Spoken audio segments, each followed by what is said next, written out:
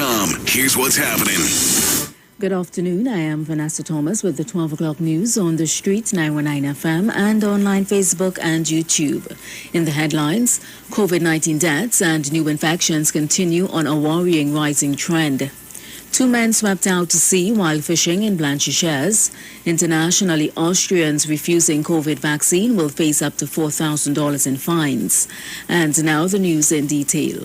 The Ministry of Health has registered 16 more COVID-19 related deaths and 857 new infections. The numbers continue on an upward trend, a serious cause for concern. According to its daily clinical update on Thursday, the victims were 6 elderly males, 4 elderly females, 4 middle-aged males, 1 middle-aged female, and 1 young woman. This brings the total number of fatalities to 2,336. 9 of the victims had multiple medical conditions, including diabetes, hypertension, heart disease, kidney disease, Parkinson's disease, and a history of strokes. 3 had a single condition, either diabetes or cancer, while 4 had no known medical condition. Individuals are being urged to not become complacent as the pandemic is very much still alive. The population must take responsibility for their actions and continue to follow COVID health guidelines. In other news, 2 Rio Claro fishermen were swept out to sea in Blanchisseuse yesterday. The missing men were identified as Richard Ramlochan, 29, and Ishmael Mohammed, 22, both of Bucket Corner Old Road. A police report said that at around 2:50 p.m., Ramlochan Mohammed and Aaron Mohammed, 23, were fishing along the shore at Damien Bay when they went into the water.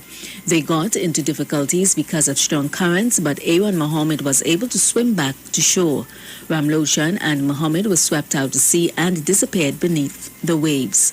Police were told they were among a group staying at JTZ Villas at Paria Main Road in Blanchisseuse. A search continues along the coastline for the missing fishermen.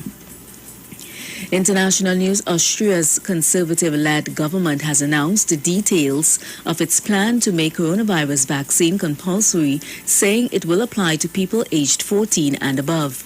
People who refuse to get vaccinated face fines of up to 3,600 euros. That's the equivalent of $4,071 every 3 months. About 68% of Austria's population is fully vaccinated against COVID-19, one of the lowest rates in Western Europe.